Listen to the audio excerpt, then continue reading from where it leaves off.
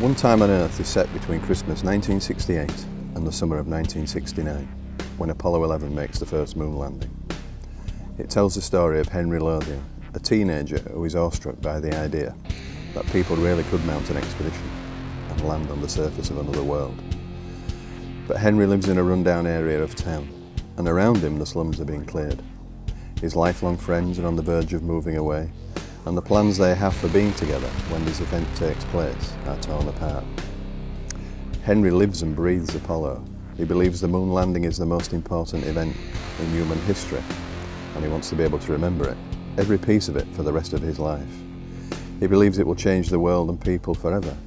He believes it will mark the beginning of a time when people start to spread across the solar system and colonise it. But not everyone agrees with how Henry sees things, especially his father, who thinks the whole thing is a waste of time and money.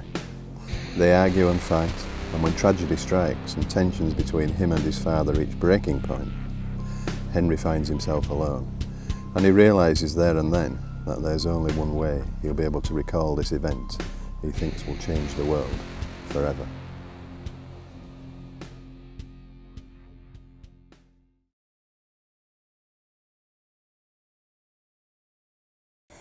So when did you decide to write the book, and how long did it take? In all honesty, it took too long really. It took 3 to 4 years, possibly a little bit more than that. And originally it started out as an open college course it was designed to get people into the idea of writing longer pieces of fiction. Not necessarily a novel, but that's what it became for me, and I was drawn into the process, and I continued with it really until I finished. The tutor that I had at the time, he wanted me to approach publishers, but I wasn't really comfortable with that. I only had about half of the story written, and I wanted to get closer to the end before I started thinking about publishers. And then about a year ago it went for an editorial review, and it came back. There were some suggestions made that I should change, and some I agreed with and some I didn't, but I spent about 9 months reworking the story, and the main characters in it, I made them a little bit older, a little bit edgier, and I actually changed the story from third person into first person, which is the story that we have now. So back to the original question, 3 to 4 years, too long. Where did you get the idea for the title, One Time on Earth? Well, originally the story was called Spirit of Apollo, but at the time I wasn't really happy with that. It sounded a little bit too obvious, and to be honest, it sounded like a reference book. So I changed the title. I wouldn't like to say when I actually changed the title, but one thing I do remember, it was something that Buzz Aldrin said, and he sort of hinted that the Apollo 11 astronauts, while they were going to the moon and walking on the moon, they missed the impact that this mission had. They didn't really realise how people had reacted to it. And so I think since then, the other thing is that Apollo, it seems to have been reduced to a myth. It's hard to believe now that those things really happened, that people really could mount an expedition to another world, and it really is difficult to believe that something like that could be done, which is probably why a lot of people these days say that people never went to the moon, because it just seems to be something that's beyond our reach now. And I think really the One Time on Earth, the title, I wanted it to kind of hint that those things were once possible, but they're no longer possible now, so it's got a kind of a wistful feel to it. Where does the writing take place? To be honest, the writing can take place anywhere. It doesn't have to be at a laptop, although obviously a lot of it does happen there. Sometimes I write in the old-fashioned way with pen and paper, or in my case pencil. I always write in pencil. But no, it can be anywhere really. It can be while I'm out hiking, it could be while I'm grass cutting or gardening, it could be while I'm driving about, or it could be while I'm in a conversation with somebody, or I hear something on the television and then I'm off, scampering about for bits of paper to write stuff down. It's pretty much going on all the time. It's some form of obsessive behaviour, I think. There's probably a name for it somewhere, and an acronym. What would you like people to take away from the story?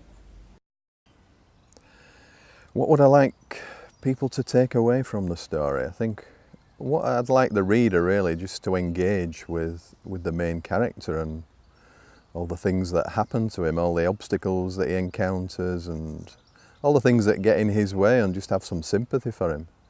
And I'd like just to remind the reader that this period, it was an extraordinary time. It was, there'll never be a time like it, and I suppose really what I've tried to do is just transport the reader back to that time when people did mount expeditions to the moon. So I'd just like them to go into that world really, and I think we forget these days how awestruck people were. I think one of the characters in the story says it was the greatest event in human history, and it probably was. It'll never be repeated. So, and I think the other thing I'd like is just once in a while, if people go out and just look at the moon and then just look at it and realise that, yeah, people did once live there and explore there, and it seems difficult to think that we could ever do anything like that now. Which I suppose goes back to the title that you asked me about earlier, One Time on Earth. One time on Earth it was possible to do that, but now it isn't.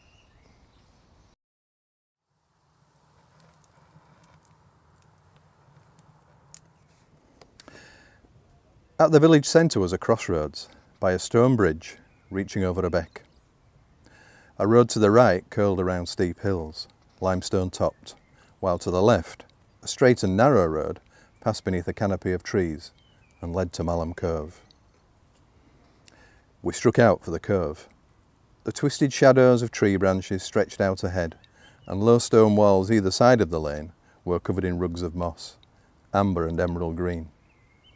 The road climbed arcing to the left, and at a low wall on the right there was a narrow gap.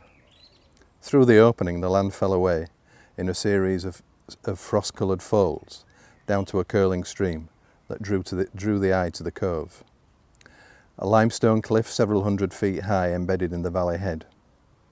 Dark stains and splashes streaked the face of the cove where water had seeped out of the ledges. For a while we stared. "How do we get up that?" Kevin gasped, pulling on mittens and stretching a woolly hat over his head. I waved a hand. "My grandad says there's a path up the side." Then I pointed to the left, where fields were divided into squares by low stone walls. "Over that way somewhere," I said. So one by one we squeezed through the opening and made our way along a cinder path, angling down to the stream. On the valley floor the stream ran parallel to the path and widened, its water dribbling among smooth pebbles. We paused, leaning back and gawping at the vertical face of rock, shouting things and listening to the many echoes. "There's a way back there," I said, pointing to a turn-off we had passed. So we about turned and headed back to a crowd of squat trees, where a path turned among flat-topped boulders before a sequence of zigzags upslope. Halfway up and gasping we stopped by a large boulder and leaned against it. For a moment I closed my eyes and tasted the frigid air flowing over